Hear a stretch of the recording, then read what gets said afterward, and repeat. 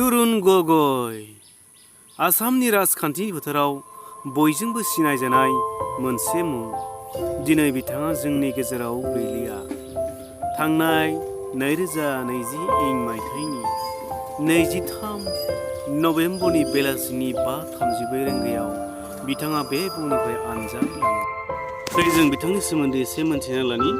जोनोम 1/4/1932 मायथाइ। जोनोम जायगा रङामाटी जरहाट। सोलोंथाइ BA LLB खौ बिथाङा गुवाहाटी इउनिभारसिटिनिफ्राय खालामो। 1971-85 सिम लकसभानि MP जायो बिथाङा। जुलि जायो बिथाङा 1972 मायथाइयाव tarun गगойजों। सानै फिसा मोनो बिथाङा गौरब आरो चन्द्रिमा।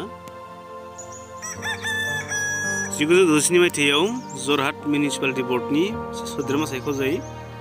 AICC नि जयेन्ट सेक्रेटारि जायो 1976 मायथाइयाव।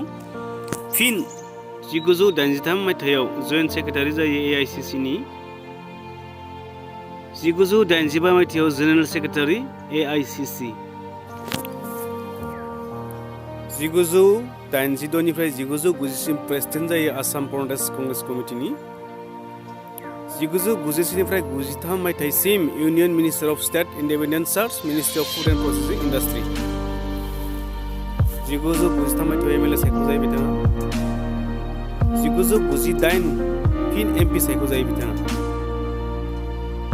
1999 मायथाइयावबो फिन MP जायो 6थि खेबनि थाखाय। 2001 निफ्राय 2019 सिम आसामनि गिबि मन्थ्रि जायो बिथाङा गोलाव समनि थाखाय आरो MLA जानानै थाबाय थानाय समावनो 23/11/2020 मोनाबिलिनि 5:34 रिंगायाव बिथाङा रुंसारि जायो।